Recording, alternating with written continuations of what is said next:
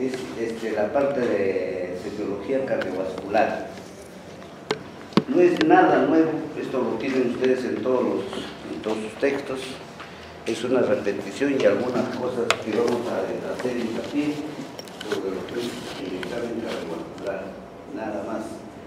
Si ustedes aprenden lo básico, no tienen por qué asustarse, porque los exámenes son más fáciles de casi de lo que se hace acá. Pero el problema es que se han acostumbrado ustedes a estudiar la copia y no los niños que estudiar la copia. Por estudiar la copia, el último examen ha estado bajísimo. No se acostumbren a estudiar la copia. Escuchen y se acabó. No tiene nada que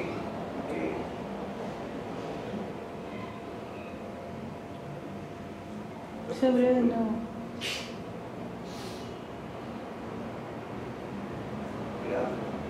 Entonces, ya saben que el corazón tiene 4 cavidades. Está dividido prácticamente en 2 corazones, un corazón derecho y un corazón izquierdo.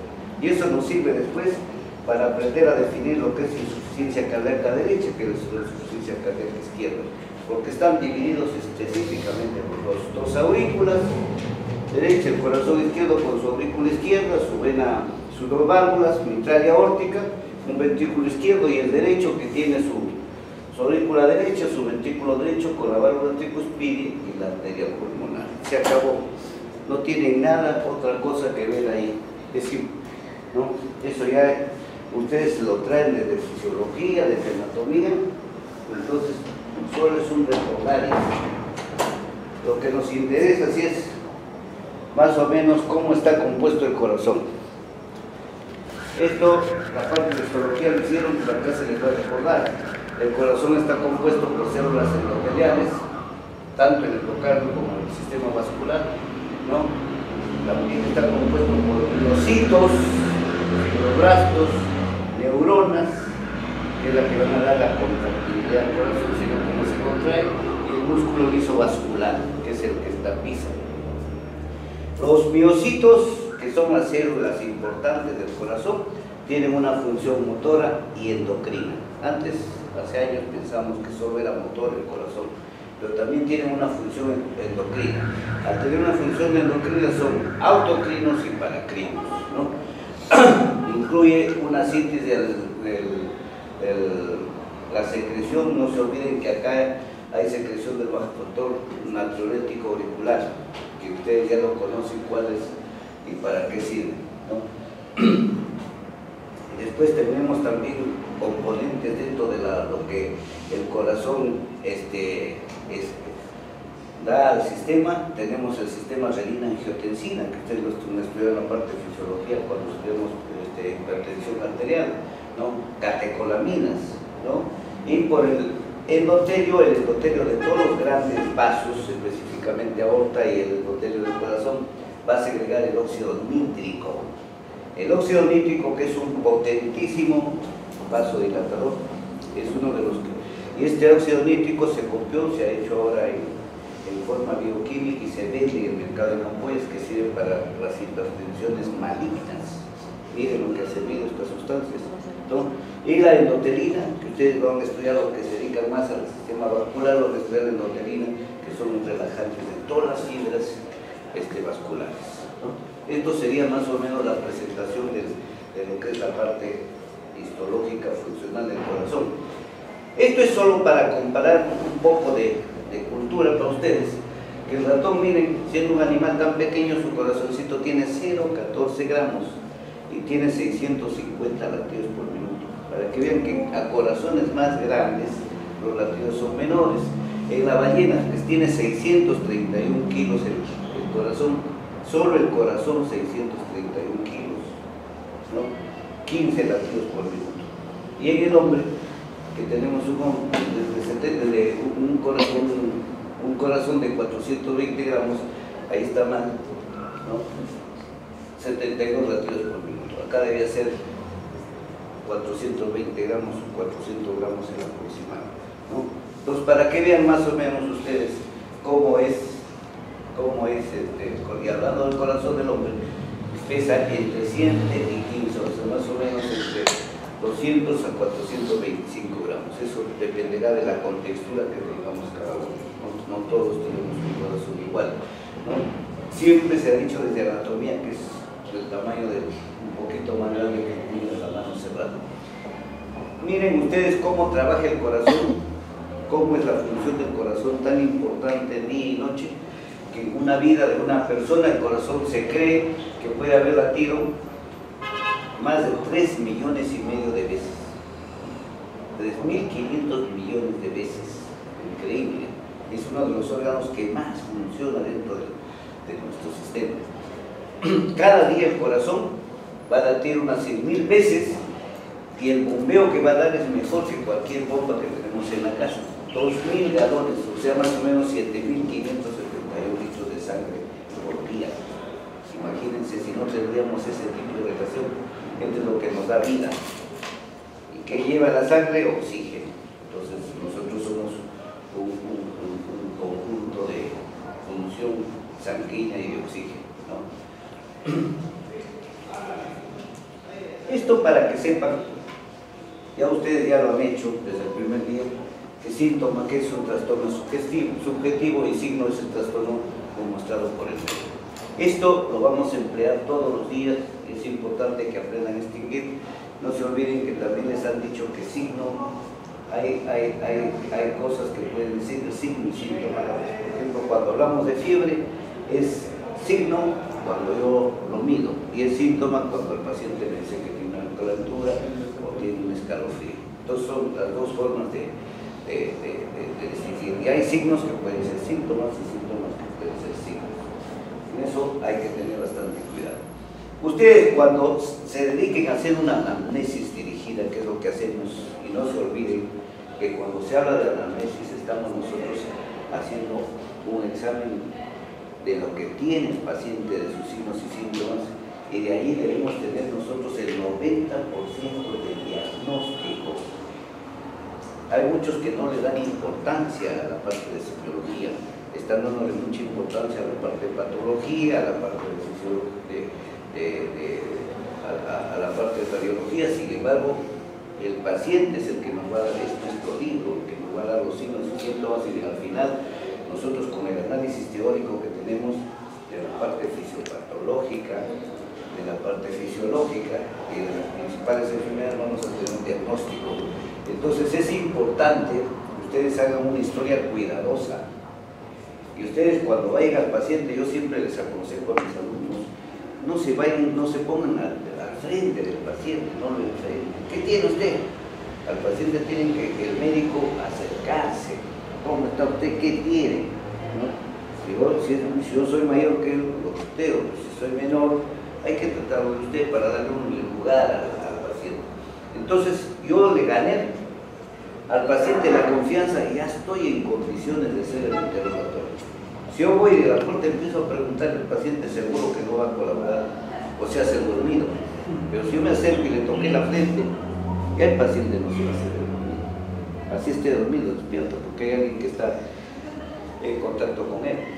No cometan el error cuando y eso a cada rato lo vemos. Lea usted paciente cuántos se van dormido. Doctor, no se puede porque está dormido. Qué gracioso. Así van a decir el día que ustedes estén en una clínica y van a decir, no les podía hacer el examen porque está a la hora que ustedes no le han hecho examen murió y les cae el proceso. ¿Y por qué no? Porque estaba dormido. Qué gracioso. Usted le va a decir, pues, o sea que el paciente está dormido, usted no le hace la historia, lo dejó morir, ¿no? Entonces eso es importante. A veces no le tomamos importancia a estas cosas y esto todos los días lo vemos. Yo no dejo que mis alumnos me digan que está dormido o el paciente está corticuloso. No los dejo, no puede ser. Paciente que está agresivo hoy día, por ejemplo, mañana ya no está agresivo, lo dejo para mañana. Ojalá que ustedes tengan todos la misma suerte que tenemos en el hospital. Los que les toca un poco el seguro sí van a encontrar un poquito de pacientes realmente. Es que también depende cómo se lo trate, ¿no? Toda la historia debe ser una toma de tipo artístico. Desde que yo me acerco ya estoy aplicando, porque la medicina no es solo técnica, es ciencia y arte. Entonces, si yo no hago algo de arte, al paciente no le saco nada. Hasta una sonrisa tiene que sacar el primero. Le pregunto dónde es, si yo conozco le doy algo, si no conozco y qué acostumbran a comer surtido. Entonces son modos de ganar al paciente que ustedes tienen que aprender. Ese es el gancho que tienen, ¿no? O preguntarle cualquier otra cosa.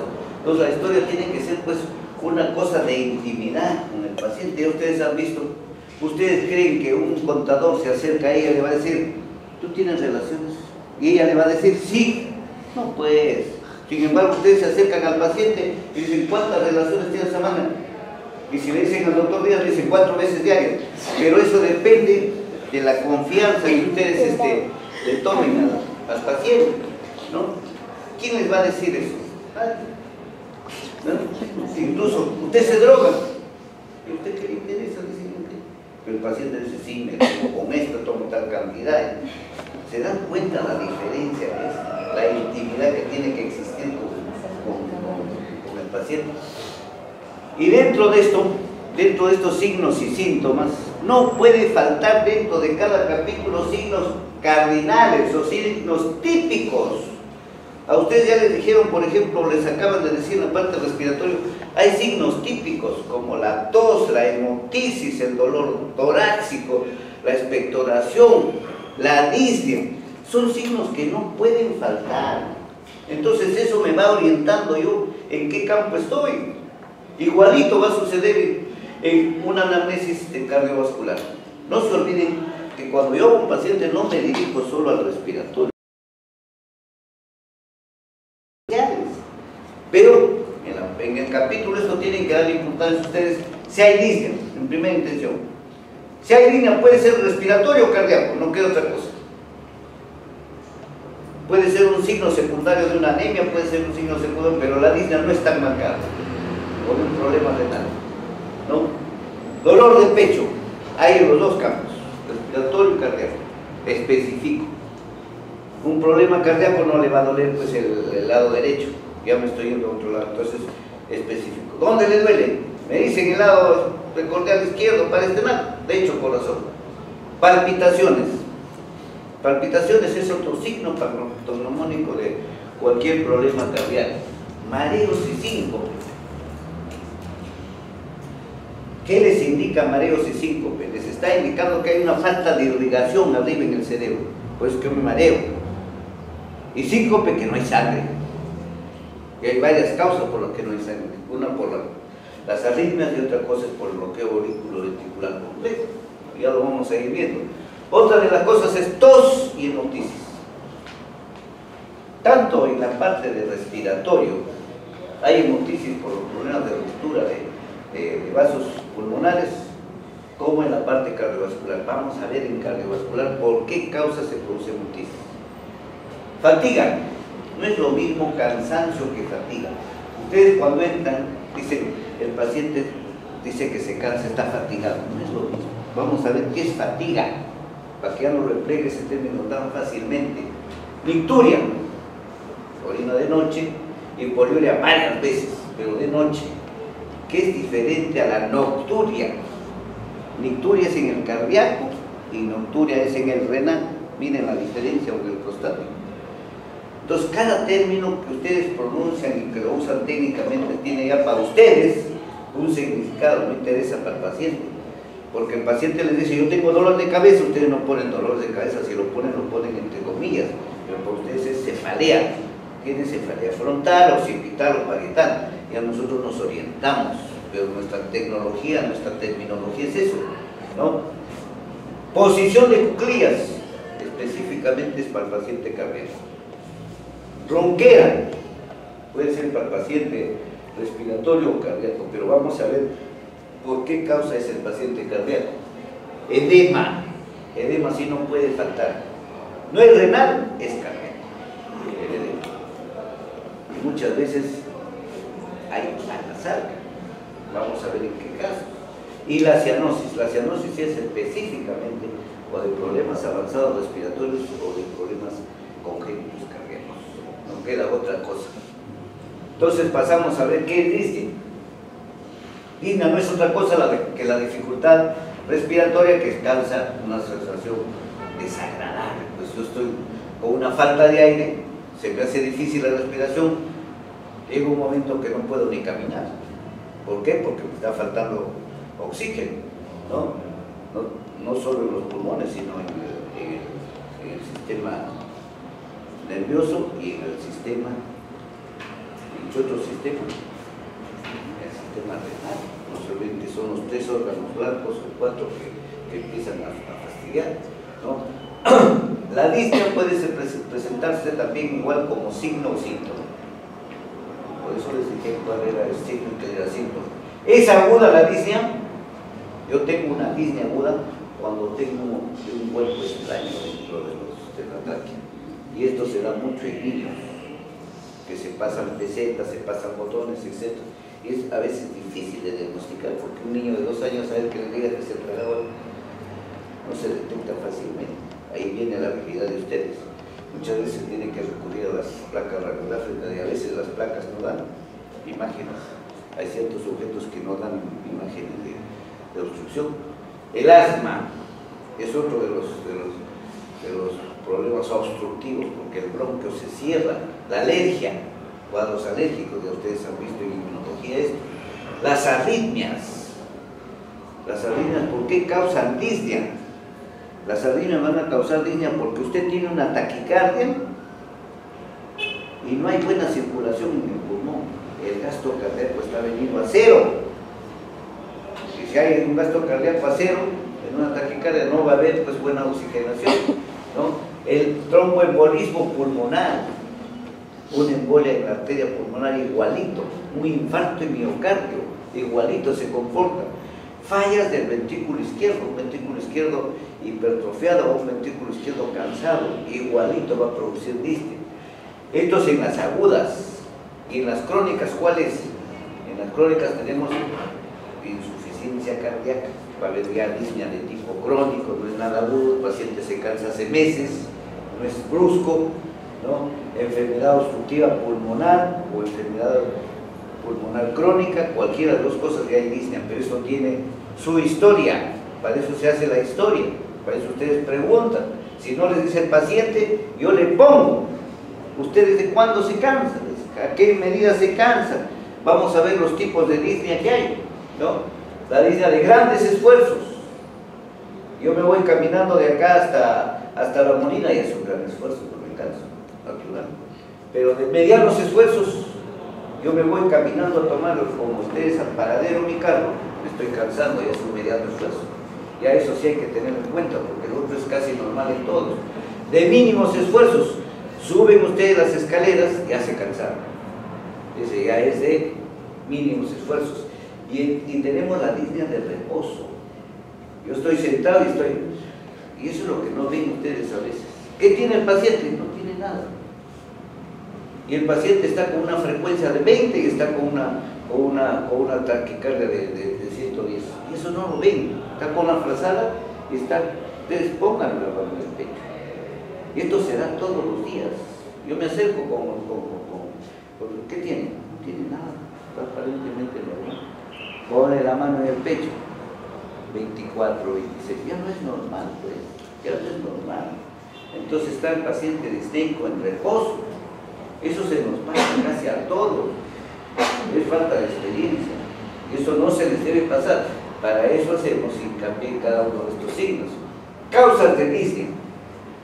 Puede haber una activación anormal de los centros respiratorios. Según la patogenia puede ser de origen respiratorio, de origen cardíaco, de origen hormonal o de origen metabólico, ¿no? De origen respiratorio, hipoxia. ¿Cuándo hay hipoxia?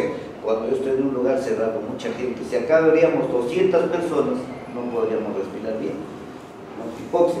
En un carro ustedes cierran las lunas, hay hipoxia, ¿no? De origen cardíaco, disminución del gasto cardíaco, hay hipoxemia sistémica. ¿Cuándo hay disminución del gasto cardíaco? Cuando hay obstrucción. Cuando cualquiera de las chicas se ponen medias ajustadas, se ponen cinturones ajustados, va a haber disminución del gasto cardíaco, ¿no? Entonces, todas esas cosas tenemos que tener en cuenta, ¿no? Cuando hay hipoxemia sistémica,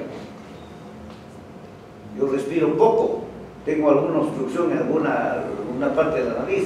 De origen humoral, ¿cuáles son de origen humoral? Aumenta el CO2 y disminuye el oxígeno en el medio interno. ¿Cómo es eso? Cuando yo voy a la altura. Por ejemplo, ustedes que acostumbran a irse a Huancayo, acostumbran a irse a Cerro de Pasco, dicen voy a tomar más aire, más oxígeno. No saben que están tomando menos oxígeno porque ya no hay oxígeno. Es la presión tanto, la presión es mayor que en Lima, ya no hay oxígeno.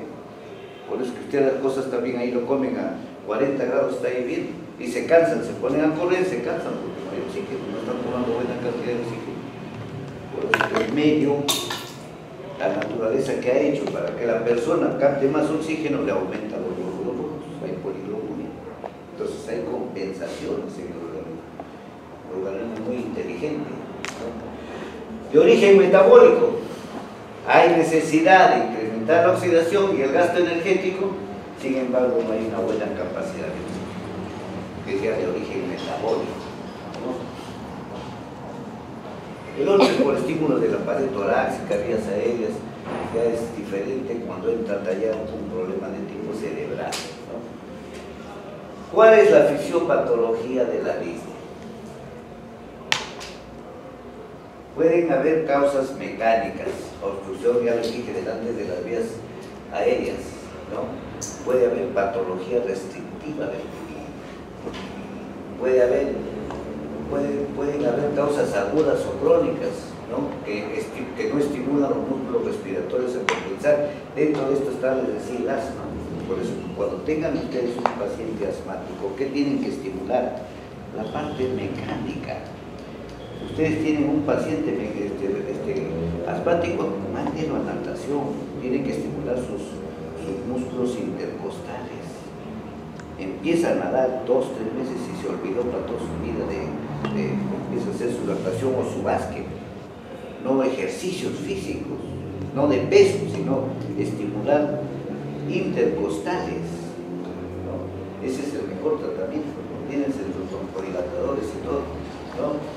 ¿Cuáles son los síntomas? Cuando hay una causa mecánica, hay el estridor, que ustedes han encontrado, va a haber retracción de la caja torácica, va a haber tiraje. Ya ustedes ya están acostumbrados ahora acaban de pasar por la represión de ver la retracción, el tiraje y escuchar el estridor del paciente. Hace esfuerzo para respirar. Y cuando hay cambios gaseosos, hay hipoxia o hipercambio en la sangre se vuelve baja en oxígeno y el paciente empieza a respirar más. Va a haber estimulación de los centros respiratorios, ¿no? A nivel del tallo, ¿no? Estimulan entonces el centro respiratorio para incrementar la respiración. Es que acá se da el sistema de feedback, ¿no? No hay respiración, entonces empieza a incrementarse la frecuencia respiratoria por el sistema de feedback. Cuando la disnea es respiratoria, puede haber trastornos a nivel cerebral y de la membrana alveolo-capilar. Son 2 centros que se pueden tocar. A nivel cerebral, cuando el centro medular regula la frecuencia y la profundidad respiratoria según las necesidades. Esto lo vemos nosotros cuando subimos a altura. Aquí en Lima, estoy con una frecuencia, subo a la altura, incremento inmediatamente mi frecuencia. Esto estimulado por la presencia o no de más o menos CO2, ¿no? Y esto se da también en la acidosis metabólica cuando el paciente, y esto van a dar examen mañana creo, ¿no? O cuando hay toxicidad con aspirina. No se olviden, por ejemplo, que últimamente las empresas, la televisión, los medios y hasta la mayoría de médicos les recetaron tome aspirina para el corazón. No sé qué efecto tiene hasta ahora, no encuentro el efecto del corazón. Cardiólogos están dando aspirina para el corazón. Nos hemos acostumbrado a hacer lo que no. Yo le doy aspirina si quiero un efecto antitrombótico. ¿A quién le doy? Al que fibrila, al que hizo un ACV, al que tuvo un infarto. A mí me ayudará algo la aspirina. Si yo trago todos los días grasa, me va a evitar que la grasa me produzca trombos o que me produzca las placas. No, pues. Entonces ese cuentazo ya ustedes vayan olvidando. Como el cuento que nos metieron a los laboratorios hace tiempo. Paciente gástrico, dele su protector hepático. 20 años a los médicos nos han tenido con el protector hepático. Todo el mundo daba un protector hepático. demostrado que es cuentazo. Ahora dicen, él es un protector médico, resulta que ya hay pastillas protectoras de y sin embargo los pacientes terminan con insuficiencia renal. Entonces, esas cosas ustedes vayan ya visualizando, que no es tan cierto lo que nos dicen los laboratorios o algunos ponentes extranjeros que vienen con $20.000 en el bolsillo para hacerse Machu Picchu y tienen que hablar bien del producto que nos traen. Entonces, no todo es color de rosa, eso. Mejor es que yo lea mi farmacología y vea hasta dónde va, ¿no? O puede haber anomalías de la bomba ventilatoria, que esto, la bomba ventilatoria va a determinar la frecuencia respiratoria y la profundidad respiratoria en coordinación con el sistema nervioso central, ¿no? Este sistema nervioso central ordena los nervios periféricos por el vago neumogástrico para que esto mejore, suba o disminuya la frecuencia respiratoria. O pueden haber lo que acaban de ver ustedes, anomalía de los alveolos capilares, ¿no? Que van a trastornar el intercambio gaseoso. Esto se va a dar en el tromboembolismo. Si hay una trombosis de la arteria pulmonar, ¿yo qué espero que hagan mis capilares pulmonares? Nada, ¿no? En las neumonías, en una neumonía no puede haber buena captación. Ustedes saben que en neumonía está todo lleno de líquido.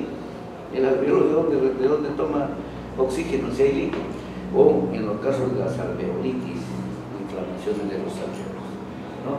Entonces, así también podemos decir que hay disnias causadas por disfunción cardíaca.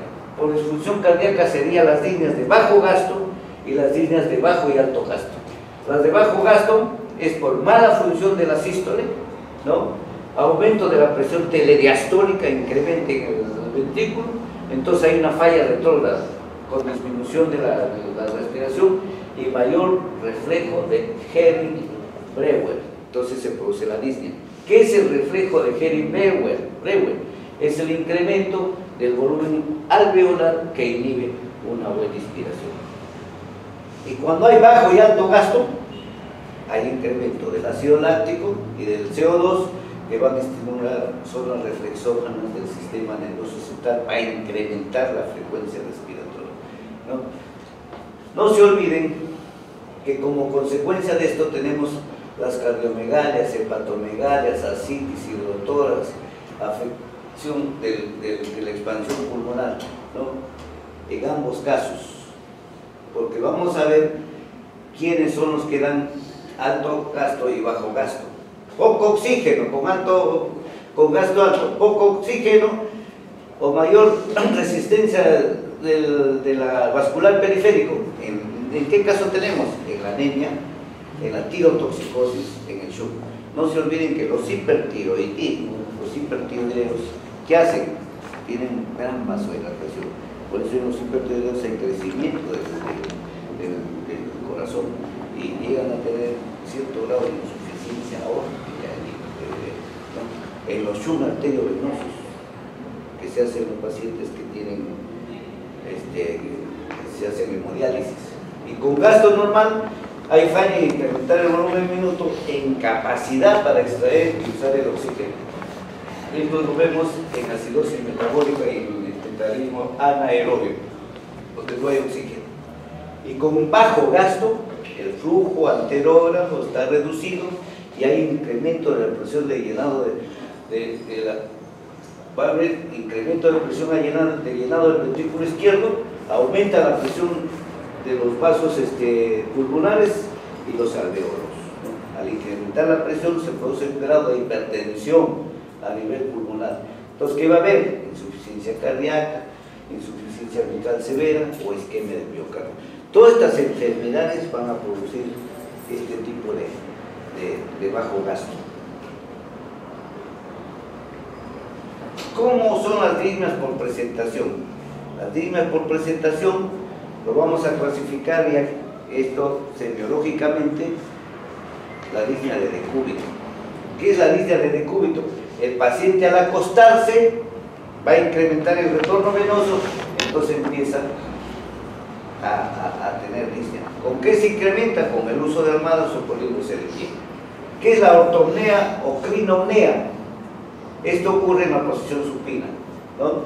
Yo estoy parado y empiezo a tener disnea, tengo que sentarme o pararme, ¿no? Esto es cuando estoy en la posición supina, acostado, ¿no? Yo me paro o me siento y me disminuye la disnea. Esto se produce en infarto de miocardio o cuando nuestro paciente sufre de insuficiencia ventricular izquierda. La tripondea, esto lo acaban de ver ustedes, esto es en los pacientes que tienen derrames. El paciente que tiene derrame va a presentar tripondea o disnea. También se presenta cuando hay insuficiencia ventricular izquierda o con ventrículo derecho insuficiente. Yo acabo de ver hoy día un paciente que tiene anulado el pulmón izquierdo y me dice: doctor, yo no me puedo acostar al lado derecho, al lado izquierdo, me duele, porque lo recomendable es que nos acostemos al lado izquierdo, que mejora la circulación, todo. Pero este paciente no se puede acostar al lado izquierdo, le falta este pulmón, y no se lo han sacado, sino es un pulmón que se tuvo atelectasia por un tumor y ahí ha quedado, y no se puede acostar, él siente, dice: no, yo estoy al lado izquierdo y me siento que me asfixio. Imagínense, esto más o menos es lo que se presenta en la tripondea, ¿no?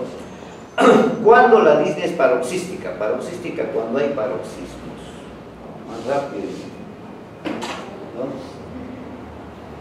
Paroxística nocturna, esto lo van a emplear ustedes a cada rato y acuérdense, esto no se deben olvidar, porque esta es pregunta de examen hasta del examen del examen de internado. Acuérdense, nosotros lo tomamos en el examen de internado esta pregunta. ¿Qué es disnea paroxística? Se acabó. Entonces hay varias definiciones y acá se equivocan porque ya no se acuerdan, pasó tanto tiempo, 4 años ya se olvidaron. La disnea paroxística no es otra cosa que yo me acuesto y después de 2 horas me siento, me veo obligado a sentarme, así es, específico, 2 horas. Lo obligan a sentarse o a pararse para que disminuya el otro. Esto se presenta por disfunción del ventrículo izquierdo cuando hay edema pulmonar o cuando hay sibilantes o enfermedades secundarias pulmonares o cuando hay humedad en el pulmón, en el caso de las neumonías, ¿no? Entonces, pero específicamente hablamos cuando hay disfunción del ventrículo izquierdo en el caso de cardiología. La disnea, que es una disnea que me da cuando yo estoy en posición erecta, son raras pero dan. La periódico-ciclopnea, que es la disnea típica de Cheyne-Stokes, que es una respiración periódica, como se dice, taquimia progresiva, hiperpermia, apnea en unos 15 segundos, entonces hay taquimia y apnea, ¿no? Esta disnea es causada por insuficiencia cardíaca congestiva, hipertensión arterial severa, ¿no? O cuando hay medicaciones que no tienen encía la aspirina, pero también puede deberse a la ingesta de barbitúricos que se usa bastante ahora, ¿no? O cuando hay edema pulmonar. Estas serían las presentaciones de la disnea. Ya saben que la línea de Cheyne-Stokes son fases periódicas de incremento de la respiración y apnea, ¿no? Se debe a disminución de sensibilidad de los centros respiratorios, aparecen afecciones de estos centros, insuficiencia circulatoria, administración de sedantes, hipertensión intracraneal también. La respiración de Kussmaul, que es otra de las respiraciones audísticas que nosotros con frecuencia lo tomamos, aumento de la frecuencia en la profundidad, ¿no? Para bajar el CO2. Esto por lo general lo vamos a ver en la altura, porque en la altura no se ven que hay bastante CO2, o en los pacientes recién operados, también lo vemos esto, ¿no?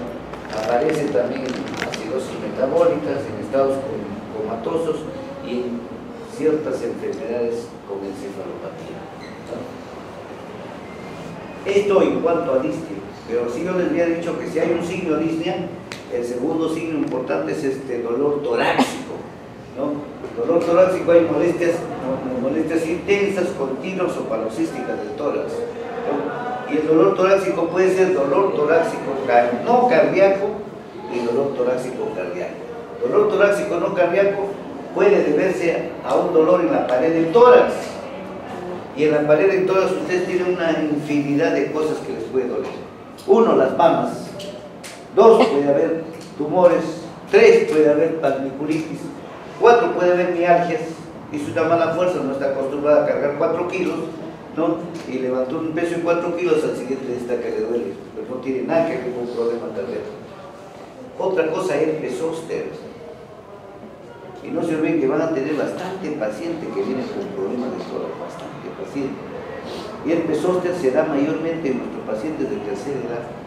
Lo ha visto el neumólogo, lo ha visto el médico general, dice, le duele tanto el pecho, vaya al cardiólogo, ya a su edad puede tener un problema cardíaco. Y nadie le descubre el pecho. O hay colegas que les enseñan a ustedes a examinar encima de la casaca. No sé qué oído tendrán, pero están examinando encima, otros se examinan encima del mantel. El examen debe ser en pie. Ustedes le descubren al paciente y vemos tremendo herpes. El herpes, no se olviden que siguen los nervios de los arcos costales, tanto quita las lesiones. Y eso duele terriblemente. Y ustedes están tratándolo por otra cosa, o derivándolo por otra cosa. Es importantísimo el tipo de examen a los pacientes. O puede tratarse de fracturas costales, inflamación de cartílagos. Esto de fracturas costales yo les voy a contar. Una paciente que hace 5 o 6 años, y una chica de 22 años, paciente con dolor torácico, enviada por ginecobstetricia. Miren el descuido que hay. Que el ginecólogo acostumbrado a ver más vaginas, acostumbrado a ver barriguita y punto. Y eso está mal. Pues que el paciente de ustedes tiene que hacer examen completo: frecuencia respiratoria, frecuencia cardíaca, presión arterial, temperatura. La temperatura, no tengo termómetro y le pongo la mano, ya está, ya estoy viendo la temperatura. Entonces me lo manda este ginecólogo, examen específico, probar infarto, chica 22 años. No, 22 años, puede haber un infarto. Ya le toman, nosotros vemos la técnica, le toman el electronormal, examina, nada, empiezo a palparle. Le palpo acá y le rompía, pues la chica empezó a gritar, ¡ay, casi llora! Ya empiezo a hacerle palpación normal, tenía una fractura. Una fractura. Le mandé una placa radiográfica y salió 2 fracturas. ¿Qué era la paciente? Un tumor avanzado de ovario, que se le pasó largo el ginecólogo. Un tumor avanzado, un tumor canceroso, metastásico de ovario. Cosas raras, pero se dan cuenta cómo un simple examen a ustedes les puede ahorrar un montón de cosas. Es un descuido a veces, ¿no? Entonces, todas estas cosas podemos ver. O cuando es problema de pleura, que esto lo acaban de ver ustedes, ¿no? Traqueobronquitis, cuerpos extraños, ¿no? Etcétera, etcétera, cuadros inflamatorios, ¿no? O abdominales también se nos puede pasar. 15% tenemos de hernias del hiato esofágico. Me duele acá, sin embargo el dolor es acá, por una hernia del hiato esofágico, ¿no? Aerofagias. Resulta que ustedes empiezan a comer hablando, se tragan aire que comida, pero después empiezan con el dolor de pecho, tremendo dolor. Úlcera de pequeña curvatura, también se nos puede confundir con dolor torácico, ¿no? Las pancreatitis agudas. Y es fácil, ya ustedes han visto, ahora que hicieron la parte de medicina general lo van a volver a hacer en la parte gástrica. Las pancreatitis pasan a veces, incluso en el electro, lo van a hacer las imágenes de linfoma. Hay que ser muy cuidadoso, pues tiene sus signos y síntomas. El dolor es en faja. Entonces, eso es lo que hay que preguntar al paciente. Hay algunas enfermedades de tipo nervioso. Fischer, que fue un médico, descubrió 2 casos de epilepsia que durante la hora de la epilepsia tenían dolores precordiales tremendos, parecían giras de pecho. Pero esto no les va a tocar a ustedes, pero todo no se toca, no va a ser por ahí un caso que les toque. Después tenemos dolor torácico psicógeno, ¿no? Los falsos cardíacos. Acá erradamente dice de origen femenino, porque estas copias ya tienen algún tiempo. Pero ahora ya se da igual en origen femenino y masculino. Ahora llegan varones a la emergencia que han sido maltratados por las esposas y que llegan con dolores torácicos. No lo señales a él. Entonces, esto ya no es propiedad de las damas. Ustedes, aunque les parezca mentira, ustedes ya van a recibir varones con torácico de tipo psicógeno. Así que no lo tomen claro, que se tiene en emergencia, es normal, ¿no? Y los de origen neurótico cardíaco, pues, estrés, pubertad, catapenia, embarazo, menopausia. Por ejemplo, mañana, ¿cuántos estarán con este dolor torácico después del examen, no? Psicógeno. Sí. Eso es lo más normal que hay, ¿no? Después tenemos los dolores cardíacos no primitivos que se presentan en la presión alta, por ahí que hay distensión de quién, del pericardio, ¿no? En la obesidad, porque hay presión hacia el pericardio también. La diabetes, que da cuadros de isquemia, porque ¿qué pasa con la diabetes? Cierra las válvulas de circulación. Y en la policitemia. La policitemia que mencionamos desde antes no es otra cosa que un incremento de la hemoglobina. Se incrementa hasta 20, 22 la hemoglobina. Normalmente sabemos que es 12, 14, 20, 22. ¿Cuál es el tratamiento de esto? Ya ustedes lo pueden tratar. Encuentran un paciente de altura, Cerro del Pasco, Ayacucho o Huancavelica con 20, ¿qué hacen? Si va a vivir en Lima, le preguntan, o si va a estar un mes en Lima, le sacan una unidad de sangre, fácil, tomándole la presión, la frecuencia cardíaca, se le va sacando la sangre poco a poco, y esa sangre no sirve, se bota al baño. Y el paciente mejoró, no necesita otro tratamiento, sacarle sangre, se acabó, ¿no? Doctor, pues nada del otro mundo. ¿Cómo la policitemia puede causar dolor torácico? O sea, ¿cómo el aumento de la hemoglobina puede causar el dolor? ¿Por qué causa la policitemia en Lima dolor torácico? ¿Qué está captando? Más oxígeno. Más oxígeno. Más oxígeno. Entonces, ¿qué pasa con los vasos? Lo presionan y hay un dolor terrible. Entonces, todo tiene su respuesta, por supuesto. Entonces, esto sería uno de las causas que ustedes pueden ya tratar. El otro dolor torácico sería el cardíaco primitivo, ¿no? Acá en el cardíaco primitivo ya tenemos que puede presentarse dolor por enfermedad no coronaria, como en el caso de procesos inflamatorios del pericardio, como sin derrame. Esto va a ser motivo de una clase de la pericarditis, ¿no? No se olviden que hay cierta cantidad de líquido en el pericardio que es sobre 50, pero no se olviden que cuando hay pericarditis se inflama el pericardio o puede haber un gran derrame hasta de 3 litros. Así que imagínense cómo va a haber dolor de 50 centímetros de 3 litros, ¿no? Después tenemos en el miocardio cuando hay esfuerzos exagerados. Por ejemplo, de acá muchos de ustedes, su mamá no les acostumbró ni a finalizar esta silla, levantan la silla, van a tener un dolor en el miocardio por esfuerzos exagerados. No tanto, ¿no? Pero aquellos que se atreven a que no hacen ni un esfuerzo y quieren empujar un carro, no se puede, no se puede, ¿no? Entonces hay que evitar el sobreesfuerzo. Si quieren levantar 150 kilos, tampoco pueden, ¿no? Entonces, o cuando hay inflamación del miocardio. Esto viene a cada rato por inflamación del miocardio de los niños, niñas. ¿Y cuando hay inflamación del miocardio? Yo tengo acá unas amígdalas. ¿Qué tengo acá normalmente después de los 8 años? Estreptococo, y las amígdalas se cumplieron, su función ya no sirve. Entonces esas amigdalitis tienen estreptococo. Como no me han producido mi miocarditis y mi problema valvular, pero sí me van a dar miocarditis siempre, porque yo me lo trago, la puse en la noche, trago un paquetazo de estreptococo, va a mi torrente sanguíneo, malora mi riñoncito, tengo orinas oscuras, tengo dolor lumbar, tengo artralgias y la miocarditis. Entonces vienen niños, niñas, jovencitos con dolor de miocarditis. El pediatra dice, anda, al cardiólogo, estás con problema de arritmia, de infarto. Mentira, no hay nada. Le abren la boca ustedes 2 paquetazos. Yo termino haciendo la de pediatra, le doy su tratamiento y ya es feliz. Entonces, eso se nos pasa cada rato. A ustedes no se les debe pasar porque esto les va a caer en la consulta. ¿Ya? Esto les va a caer en la consulta. Las miocarditis por inflamación. También se presentan estas sístoles. Va a haber arritmia. Estas sístoles son frecuentes hasta en enfermedades de otro tipo. Que va a haber distensión brusca de las cavidades. Y cuando hay enfermedad coronaria propiamente, insuficiencia coronaria aguda, en infarto, insuficiencia coronaria crónica, todo por causas vasculares. ¿Cuándo? Cuando hay problemas de la aorta.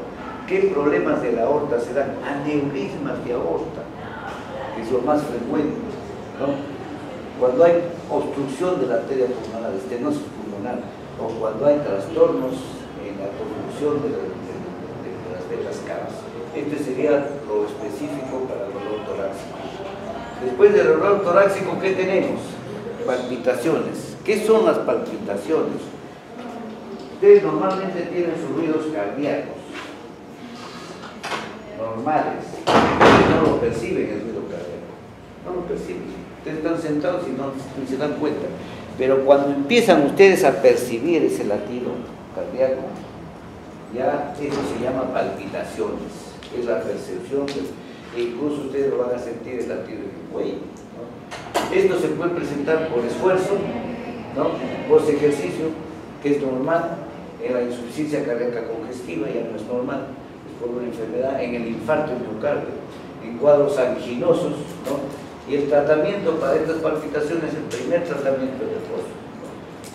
Por arritmia, si yo tengo, ya va a haber esta sístoles por pausa compensadora. Acá, si es por arritmias, ya no es el tratamiento de reposo, sino hay que dar medicamentos, porque puede tratarse de una taquicardia sinusal. ¿Y qué es una taquicardia sinusal? Cuando yo tengo hasta 150 latidos por minuto. No se olviden que la frecuencia normal es de 45 a 80 o 90, ¿no? A veces nosotros ponemos acá malos signos, pero en nuestra práctica es, si ella, por ejemplo, es deportista, corre bicicleta todas las mañanas, su frecuencia cardíaca sentada va a ser 45 o 50, y es normal. Yo no hago ejercicio, mi frecuencia cardíaca va a ser, mientras estoy durmiendo, 70, 75. Estoy hablando, ahorita debe estar en 80, 85. Porque un poquito de ejercicio ya se eleva la frecuencia. Pero el que hace deporte no. Y en esto tienen que tener ustedes en cuenta mucho. A mí me hacen interconsulta un día y va uno de mis cardiólogos que estudia en Argentina. Miren lo importante que es esto. Le encuentra a un paciente joven, 30 años, le encuentra una frecuencia de 44. ¿Qué creen que le encuentra? Marcapaso prequirúrgico, si no, no se opera. Tiene un problema vesicular. Entonces va el jefe de cardiología más avisado. ¿Tú tienes alguna molestia de cáncer? ¿Te duele algo? No. Ah, no, llámenos al doctor Zamora que lo vea. ¿Qué hago? Yo llego y lo veo un muchacho fortachón, digo, mi primera pregunta, ¿en qué trabajas? Soy cargador de fruta en el mercado mayorista. ¿Ustedes han visto cómo cargan esos? 10 cajas de naranjas, ¿no? Ya, son 200 kilos que tiene. ¿Qué creen que le puse? Solo con eso ya no le examiné nada. Fue riesgo quirúrgico grado 1, creo. Y después el otro dijo, ven, métanlo con toda confianza, ya le pusieron grado 1. El otro decía que no se opera mientras no haya más capacidad. Miren la diferencia de saber algo. Yo no les estoy hablando de un estudiante, yo les estoy hablando de un médico cardiólogo. Claro, no estudié Ricardo Páramo, no comete esos errores. Pero eso les digo para que vean ustedes los errores que podemos tener, incluso profesionales, no hablamos de estudiantes, que es culpable este tema, ¿no? Entonces, taquicardia sinusal, si yo encuentro menos de 150 latidos, todavía le llamo taquicardia sinusal. Pero si yo encuentro más de 150 latidos, 180, 200, 250, el paciente que tiene 300 o 250 latidos ya no espera en su casa. Si ustedes tienen un hermano que le produce eso, no lo encuentran en su casa. Sale, toma el taxi y se va a cualquier clínica o hospital, porque es desesperante, siente que se le va la vida. No se olviden que ya no hay circulación acá, le viene mareo, él siente eso y sale caminando, toma un taxi y se va a que lo vea. Son las famosas taquicardias paroxísticas, auriculoventriculares. Estas taquicardias matan. Estas son las taquicardias que necesitan a veces desfibrilarlo con corriente eléctrica, previo anestesia. Ustedes no le ven, si le va a ocurrir, ven el equipo desfibrilador y le meten ahí y lo matan con la corriente. Entonces el paciente tiene que estar anestesiado. previamente llaman al cardiólogo y después le mandan la descarga, si no lo matan con la descarga, ¿no? Y las otras son las fibrilaciones auriculares, que son de tipo irregular. Ustedes tienen ya el estetoscopio, escúchense su corazón para que aprendan a diferenciar cómo late mi corazón, para que ustedes le pongan al paciente y ya aprendan a ver lo que es un ritmo irregular. En este caso puede ser taquicardia de fibrilación. Es importante eso. Esto solo para que ustedes aprendan qué es bradifimia, taquifimia.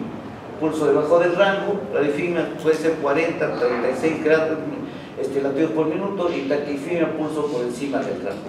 Ya les dije los rangos cuáles son, ¿no? Y bradicardia relativa cuando la fiebre no sobreestimada. No se olviden que por cada grado de fiebre hay 10 latidos de incremento. Yo me acerco a mi paciente o a ella, me encuentro el brazo, la frente caliente, le tomo la frecuencia, si hay una frecuencia alta y se está colidiando, un problema infeccioso, ¿no? Entonces esto sería más o menos la primera parte que tenemos que ver. Ya vimos esto, todavía nos falta, ¿no? ¿Qué son palpitaciones? Ya vimos.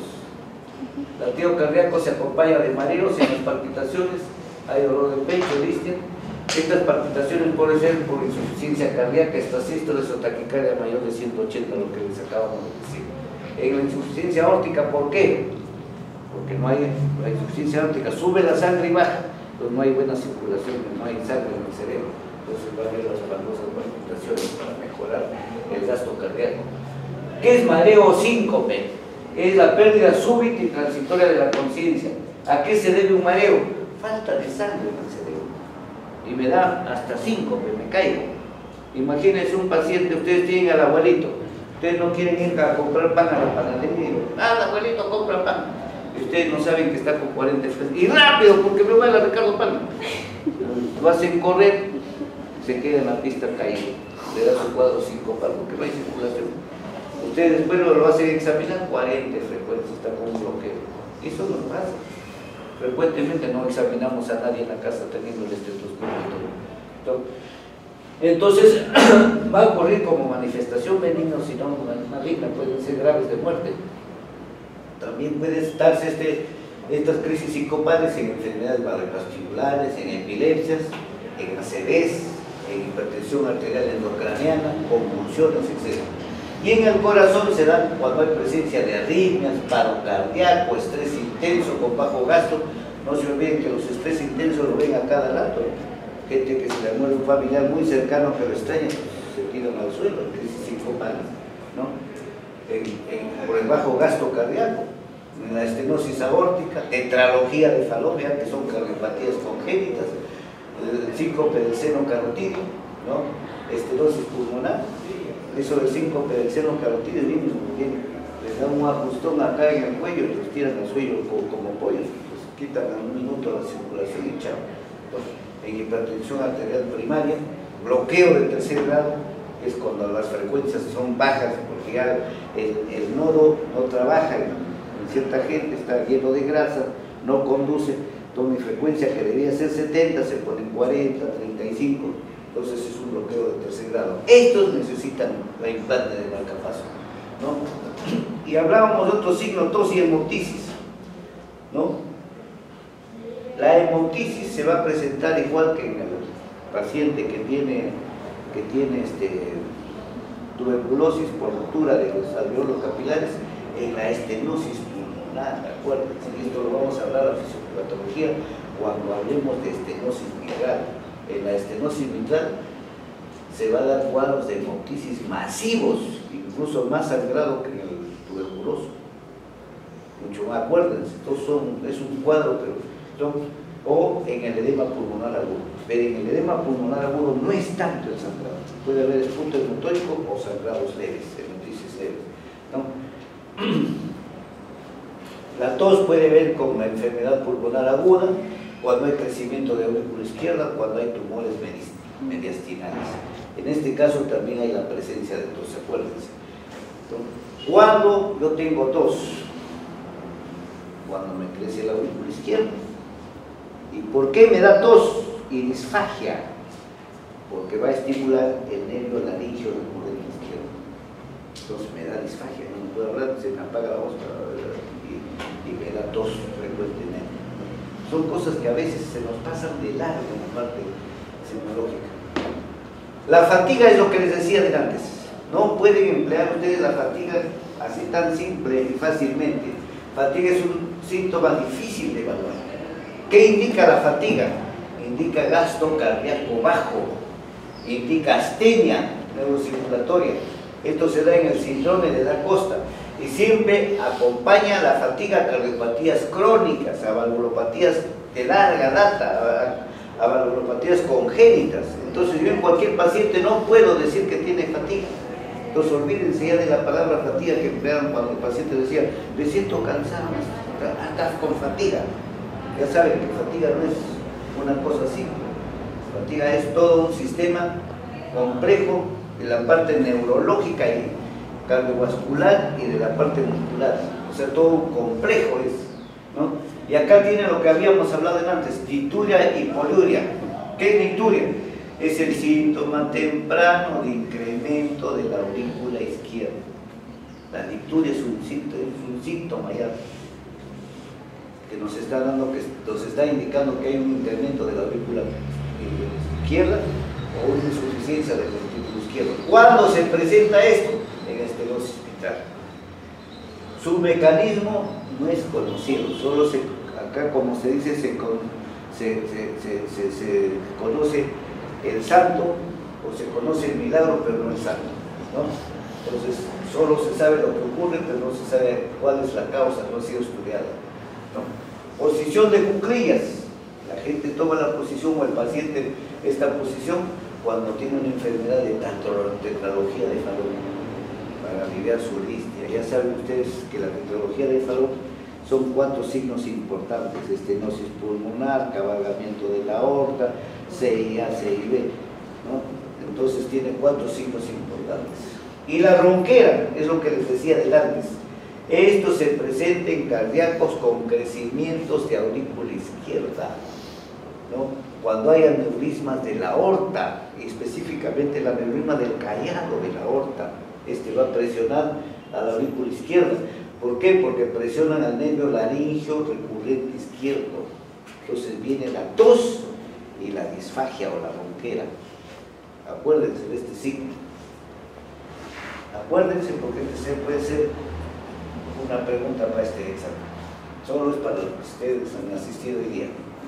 ¿Qué es edema o hinchazón?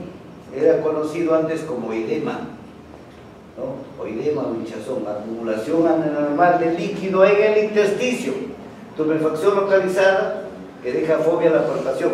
Siempre cuando quieran palpar, palpen contra la tibia en la parte interna, no hagan en la parte externa. Siempre se palpa hondo, con ganas. No es agarrar con las juntas, contra la tibia, para que les dé 1, 2, 3 o 4 cruces. Su dedo penetra a veces 2 centímetros adentro, ¿no? Entonces esta tumefacción deja fobea la palpación. Ustedes lo marcan con signos, ¿no? Y si el edema es de pies, de piernas, de abdomen, ya se llama anasarca. Y anasarca no significa que yo me hincho hasta acá. Métanse en la cabeza que anasarca están ustedes hinchados desde el pie hasta la cabeza. Por eso es que hay trastornos, a veces tiene edema en los ojos, tiene edema en pulmones, puede haber derrame en anasarca, puede haber pericarditis, líquido pericardio. O sea, cuando les hablen de anasarca y les muestren una radiografía, entonces, tiene derrame. No, traen anasarca, la anasarca es abdomen, todo el sitio está lleno de líquido, pasó el líquido del intersticio, ¿ya? Es lo importante, a veces no sabemos diferenciar eso, ¿no? En el cardíaco van a ver que a veces el edema es blando en los primeros meses, primer año, 2 años, después ya se vuelve duro, ¿no? Porque está infiltrado, parece un edema renal, ¿no? ¿Y cuándo hay edema ya en los pacientes cardíacos? Cuando ya llegaron a insuficiencia cardíaca derecha. En insuficiencia cardíaca izquierda no hay edema, no hay ascitis. Paciente cardíaco que ustedes noten edema o ascitis, insuficiencia cardíaca derecha.